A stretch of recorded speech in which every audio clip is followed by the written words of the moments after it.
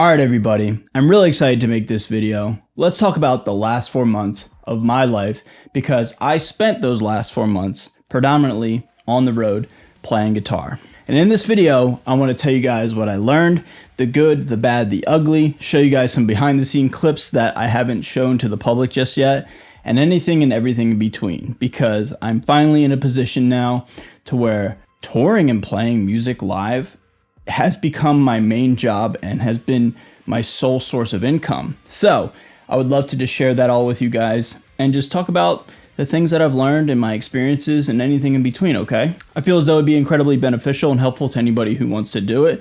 You guys can take this video and run with it and learn from the things that I've experienced and maybe implement it into your own life, okay? So in case you guys are unfamiliar with who I am, what's up everybody? My name is Xander Raymond Charles. That's my full legal government name.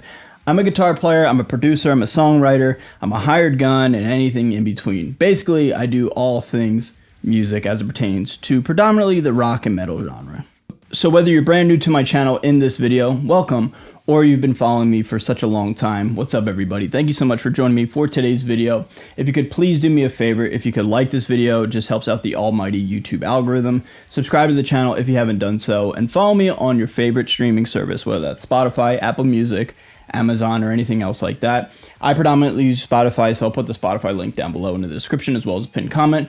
But yeah, if you guys want to help support me, I'd really sincerely appreciate it. I love sharing everything that I create with you all and let you guys know what's going on inside my head in terms of all the noise that's up there, okay? Alright, so I came up with this in preparation for this video. I've got my phone off the screen a little bit here. I got some notes with this video, but I came up with this, okay? In 4 months, I did 3 tours with 2 bands and predominantly 1 guitar. I thought that was cute. I came up with that. So let me give you a quick little rundown of the timeline, what we're talking about here. So I was on tour from mid-March to early to mid-April, then came home, had like 10 days off, then was on tour again from mid to late April all the way until mid-June.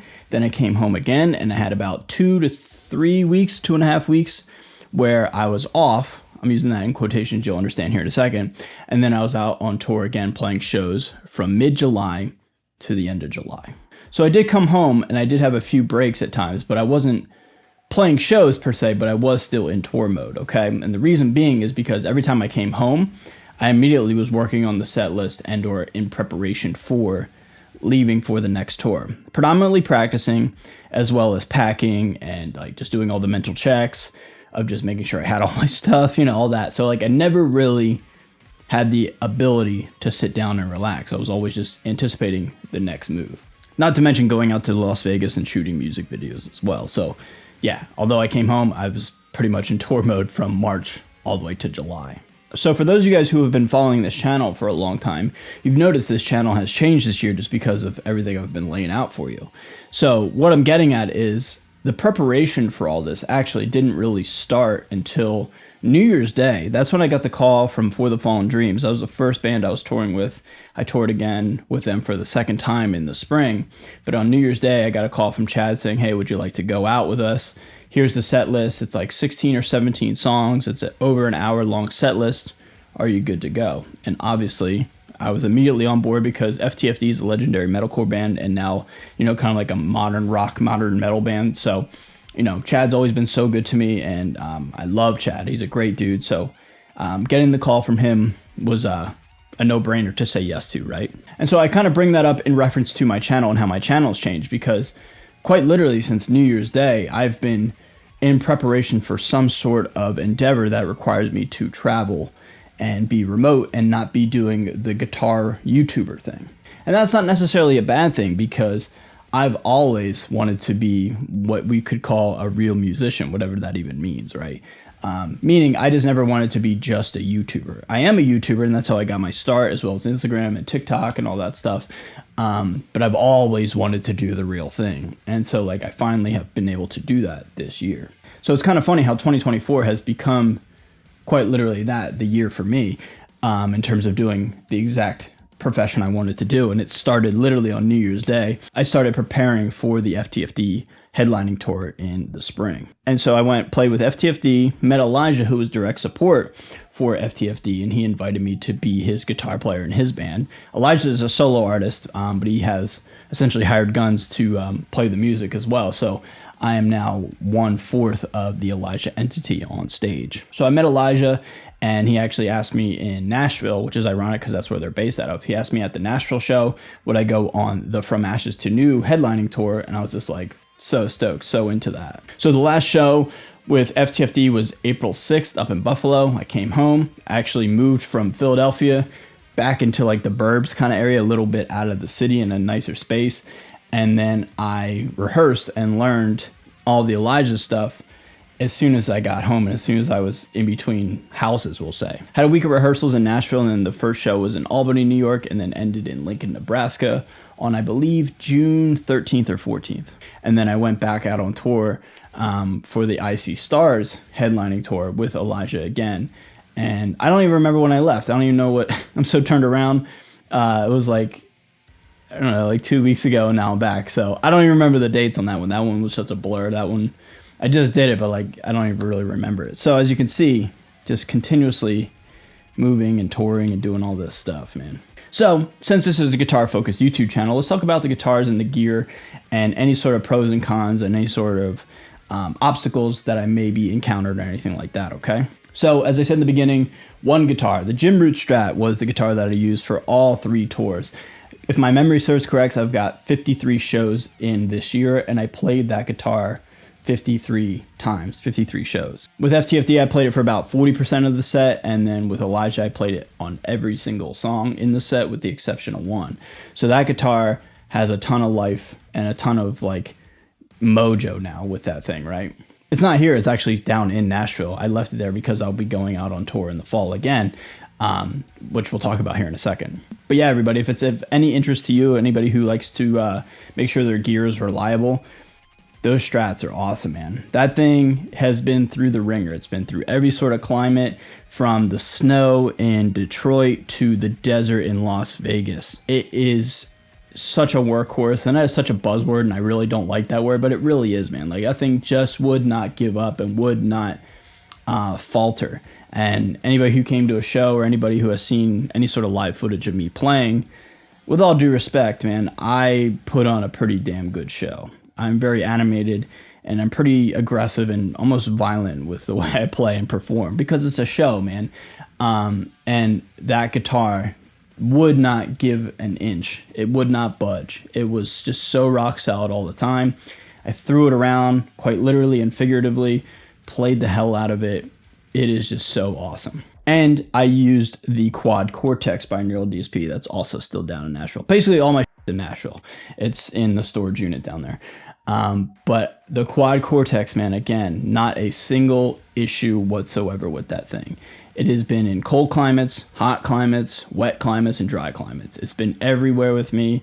I used it last fall with FTFD on the Monuments tour, and all 3 tours here in 2024. So I've used it for 4 tours in a row, which is give or take, I don't know, like close to 70 shows.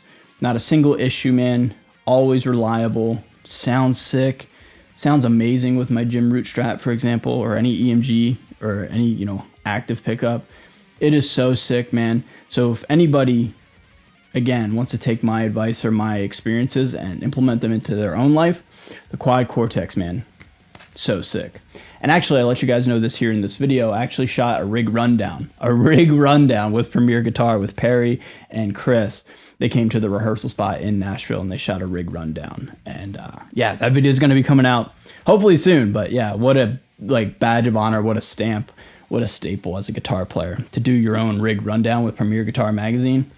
That's amazing, dude. So I'm so excited about that. And you'll get to hear more about the gear from them. And, I have my own rig rundown that'll be coming out. So, yeah, all the gear and all that stuff will be documented there. But all I'm trying to say is, man, I've had good experiences and bad experiences with gear, especially in a live setting. But as of late, I've got it pretty dialed in, man, where my tone, my gear, and anything in between is pretty much rock solid. I also had the Squier Baritone Jazzmaster out, as well as my Cerberus Prototype, my 7-string, and both those guitars are amazing as well. I didn't really get a chance to play them much because we were only using them for one song on the Elijah set, and I got my Prototype towards the end of the last tour. So I don't really have too much experience with that guitar from a live standpoint, but again, not a single issue with that guitar. And the Squier Squire's kind of on its last leg, but you know, those guitars, both of them are amazing. And that Squire, it's got some serious history with me now. Like, I'm very proud to be one of the people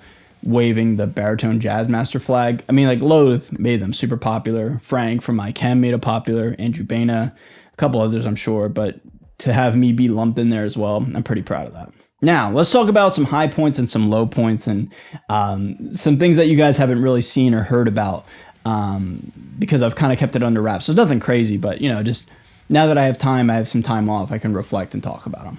Let's talk about some high points. Basically, high points, man, we're just playing some of the iconic and legendary venues that I've always known about, and then now I've had the privilege to be able to play them. Like the Gramercy Theater, right in Center City of New York, right in Manhattan. That's amazing. The TLA in South Philly, got to play that.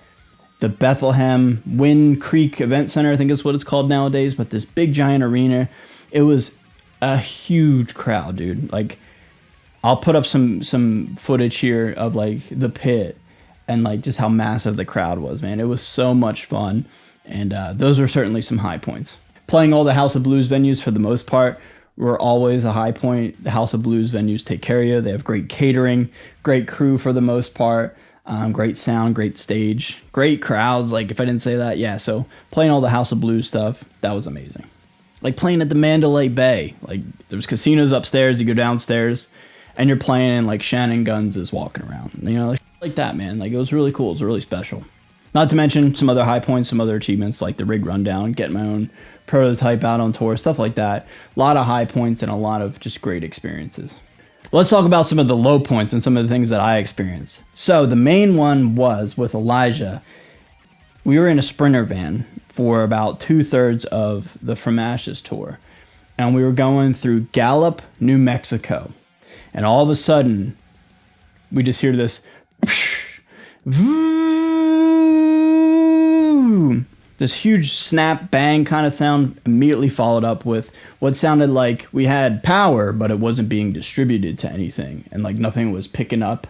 You know, there was no traction, not from like a tire standpoint, from like an axle standpoint.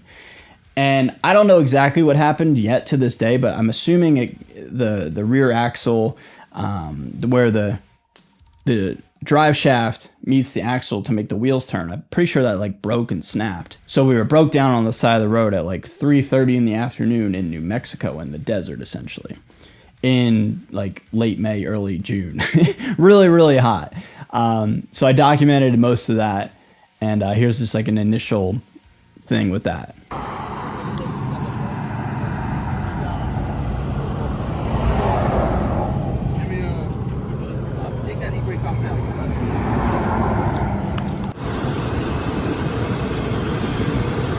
How's it going? What the hell happened? Well, see what happened was, I don't really know. We broke it down in the middle of nowhere. So, we're gonna make the best of it. Gets a little tan.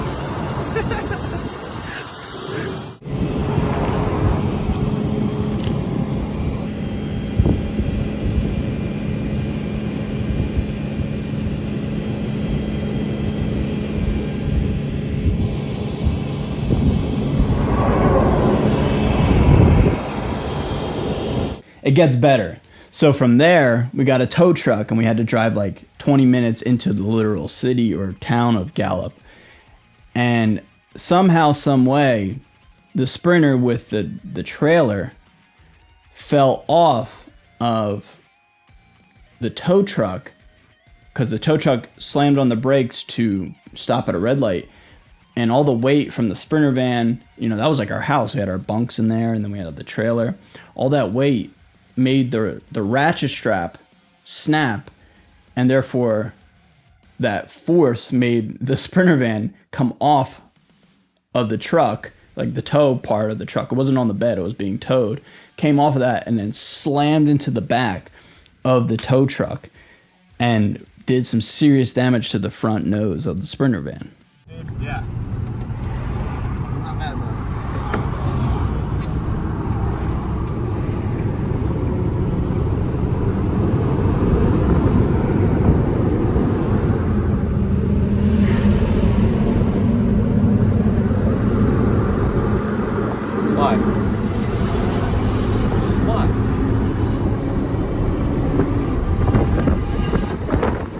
suffering. Pain and suffering. Suffering. Oh my God. Yeah, I don't like it. I don't like it one freaking bit. No, it's more than the grill. Is it? Check it out. Fuck. All that weight right there. Open that door a little. Hey, Xander. That's wild. Look at it.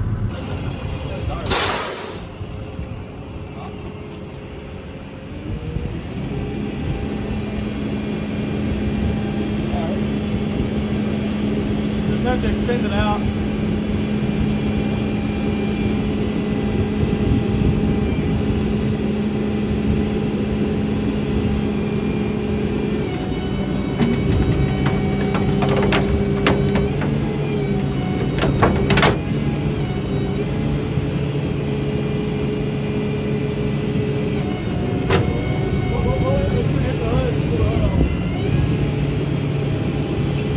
All the way down. See if you can pop the hood real quick. See if you can pop the hood.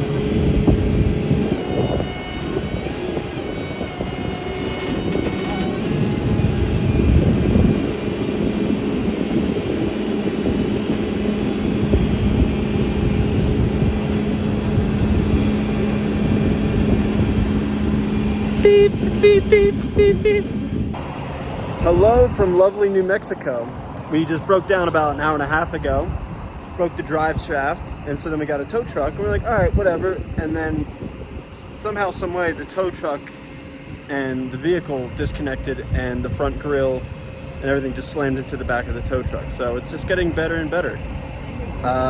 Today's day just got a lot more complex than it already was. Luckily, it's a day off, but quite the day. We had no vehicle, and we had about, I don't know, maybe 10 shows left or something like that, maybe 6. Not too many, but enough where it was like, it was a bit of a problem, right? What we had to do is we had to have Point North pick up half the crew.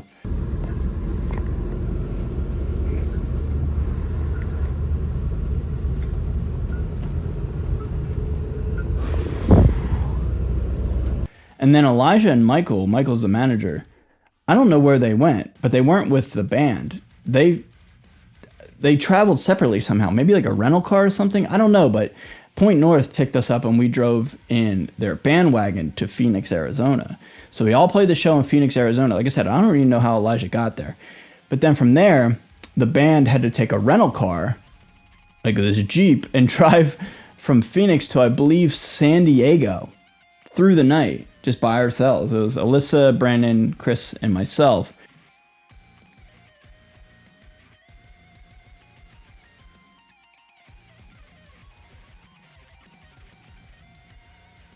So we all drove to San Diego, stayed at a hotel, played the show at the San Diego House of Blues, I think.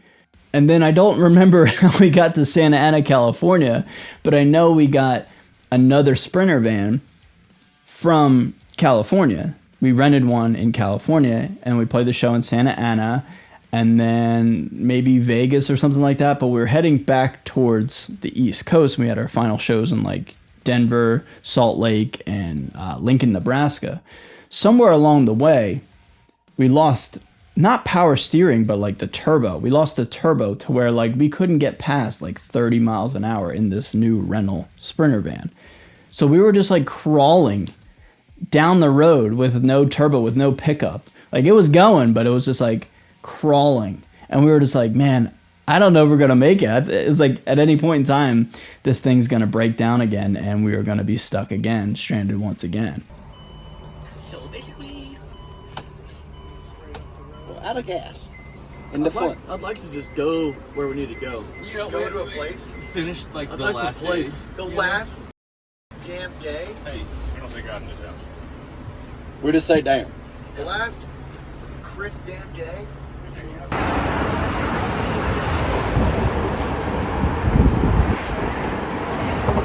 Hey, Mike. It's nasty. We get Yummy. That's not cold at all. It's also not real milk. Yeah.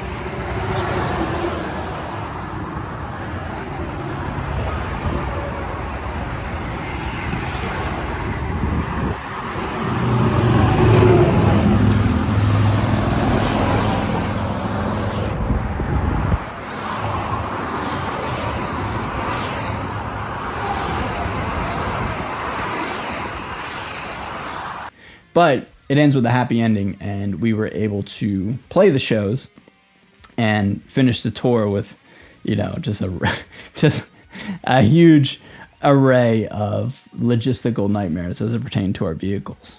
And we weren't the only ones on that tour. From Ashes to New, I think went through like 4 buses or something like that. They just kept breaking down. And give credit where credit's due, man. The From Ashes to New team never canceled a show. They were flying into, like, half were flying, half the crew was flying, half the band was flying, the other half was like driving. It was crazy how they were all able to piece it together, and it was an insane level of professionalism and determination as well to push through all the logistical nightmares. But we were having problems. From Ashes was having problems. Fix had a problem. He had to get a new vehicle. So the logistical nightmares of the last 4 months was crazy. But again, shout out to everybody. We all pushed through. The resiliency and the professionalism was astounding to see and be a part of. And it just made me realize, like, at this certain level in this caliber, like, no matter what, the show is going to happen. And it's just a matter of figuring it out, generally speaking. And it was inspiring to watch, man. It was really cool to see. Not to mention, nobody bitched, nobody complained, nobody moaned. Everybody was bummed and, like, frustrated, but it was just like, all right, well, what are we going to do about it, right? It was a different sense of, like, let's not complain and make things worse. Let's be frustrated, but then be determined to figure this out. So, again, sheer level of professionalism, again, at that caliber, like, it was cool to see, and it was cool to be a part of it and help out wherever I personally could in whichever endeavor that would be. But we all helped out collectively, and it was, again, so I'll say one more time, it was cool to see everybody come together. So now let's do a little shift here, and let's talk a little less about logistics and more about just, like, my own personal experience, like, in terms of, like, my physical body, my mental state, all that stuff. There's a lot of obstacles that you have to overcome when being on the road for essentially 4 months with a few breaks here and there, but mentally on the road and physically on the road for, you know, almost 3 months probably. The main thing is for me is just, like, physical fatigue. Dude, my hip always hurts. I've had 2 hip surgeries. My shoulders hurt every now and again. My elbow hurts every now and again. But, like, the physical fatigue really is my biggest obstacle. And I think it's a combination of, like I said, injuries and stuff like that, but also too, the way I play and the way I perform, no wonder I hurt, you know what I mean? Like, it's a trade-off. But there's, like, an old Mick Thompson video and quote that I live by, and he's talking about when, in the earlier days of Slipknot, when he would have, like, neck pain, back pain, sciatica pain, no matter what, he would push through it and nothing would stop him. So, like, again, talk about inspiration and to hear that from somebody I essentially look up to, somebody that did it before me, and now I'm trying my very best to even get remotely close there. No matter what, you're going to put on a show, and it doesn't matter how tired or how sore or how much pain you're in, you're going to go for it and give it a show. And all that physical ailment stuff comes with stress, lack of sleep, lack of food, the heat. It was so hot in the desert in Texas, like Houston, Texas, so hot and humid. Nevada was like 120 degrees. All that encompassing, man, just all those variables for me personally really feed into, like, the physical ailments and the tiredness of my physical being. And so, like, a typical day on tour is this. So you wake up at, like, a Planet Fitness. That's where we would always stay. Generally speaking, both FTFD and Elijah. You wake up at, for me, I wake up at, like, I don't know, 8:30 on average, sometimes 6, sometimes 9:30. And I always try to do some sort of workout. It's nothing crazy. I'm not there to be Olympia stage ready, but it's just to shake off the cobwebs from the night before. Mostly what I do is I just get on the treadmill and I just walk for like an hour, just like at 2.5, 3 miles an hour, and just walk for an hour, just so I can do all my thinking, do all, like, it's almost like meditative and like therapy kind of, just thinking and getting my head clear for the day. But then also too, more often than not, I'll just get a simple workout in. Again, nothing crazy. Then from there, shower, get dressed, head to the venue, maybe stop at a gas station, get some protein bars, a protein drink, and a banana. That's my breakfast. That's my go-to. Then we unload. Then we wait for our turn to sound check, whenever that is, depending on where we're at on the bill. That'll dictate what time of day you do your sound check. Then from there, sound check, and then usually it's anywhere between, on this last tour, like an hour and a half to 2.5 hours before it was time to play. So in that downtime, I don't eat, I don't do much, I just drink a lot of water, and I really just kind of just think. I do a lot of thinking. I'm a big thinker. Anybody who tours with me knows that, like, I don't really speak much. This is the most I ever speak because I have to, more or less entertain you guys with a video. But I really don't talk much in life, in the real life. So I do a lot of thinking, and I love to think, and I love to just like think about the show, think about what I could create in terms of social media content, how I can grow my brand, my business, whatever. Like, I'm always thinking, man. So I do a lot of my thinking on the treadmill, and then I do a lot of my thinking in preparation for the show. So then from there, like about, 45 minutes to an hour out from hitting the stage, that's when I'll start to stand up and just kind of just move, like just kind of walk around the room, the green room, wherever, and just kind of just not be so set in stone and like immobile. I like to move a little bit, just get the blood flowing ever so slightly. Then about 45 minutes out to 40 minutes out, I'll take 2 scoops of pre-pre, a little bit of pre-workout, and then I'll get into my stage attire, my stage clothes, whatever that is for the night. Then at about like 30 minutes, put in my gum, and I get the gum nice and like kind of rubbery and kind of tough by the time I hit the stage for maximum bubble capabilities. And then we play the show, and the shows were like 30 minutes on this last tour. I had 30 minutes to get out whatever I was trying to get out on stage.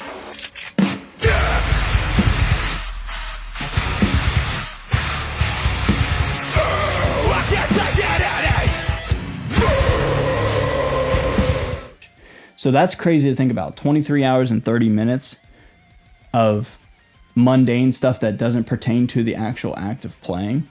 So I always told myself, and I'll tell you guys this, like, whatever you're trying to get out of playing live or touring, make sure you get it. Make sure you get yours on stage, because if you don't, you're going to have to wait the whole 24 hours before you have the opportunity to do it again. Or God forbid, you have a day off, and then you have to wait several days before you can get out what you're trying to get out on stage.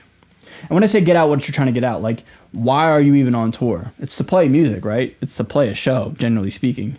Like, why else are you there? So you better make sure you get the most out of it and get exactly what you want out of that experience, whatever that is for you personally.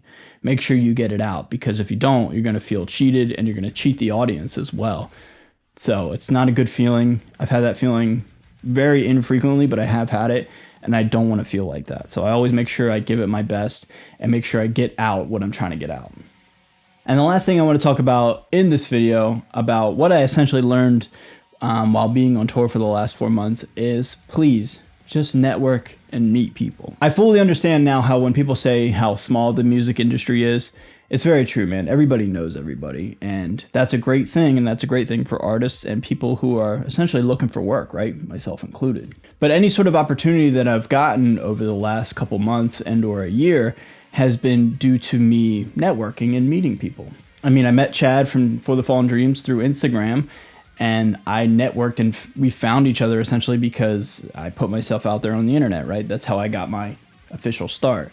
Then from there, I met Elijah because Elijah was direct support for the Fallen Dreams, and that's how I got on, his tours and played with Elijah, and I'm in Elijah's band. What a huge honor that is, right? But it's all through networking. I've been on these tours, and I've got to meet some pretty astounding people and some great artists, and just people that I aspire to be like and look up to and would love to work with someday. I mean, on this last tour with Icy Stars, I met an artist by the name of Brothel, who has like an eclectic style and an eclectic taste in creativity in such a way that I would never, ever really think like I could incorporate that into my music. But he and I have been talking about potentially collabing on a song and doing something together.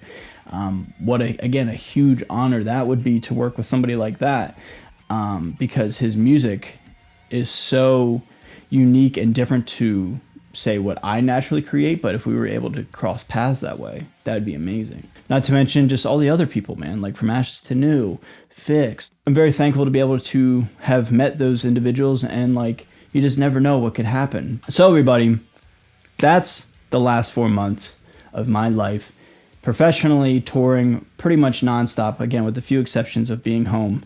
But being home, I was just still working and working on the next endeavor. So this video was just a nice little reflection, a nice little wrap up, because I have about 8 weeks off before I go back out on tour again with Elijah as direct support with the band Point North, who was direct support from Ashes to New. So I hope you guys enjoyed this video. Hope you enjoyed seeing some behind the scenes footage and some stuff that went down, and some of the funny stories and the logistical stuff that we all had to overcome. So yeah, again, be sure to follow me on any sort of streaming platform service, any sort of social media platform. I'm on all of them. Like this video, just helps out. Subscribe to the channel. Thank you so much for watching. I hope you enjoyed it. Kind of a unique video, but with that being said, I'm out of here, and I'll see you guys very, very soon. Later.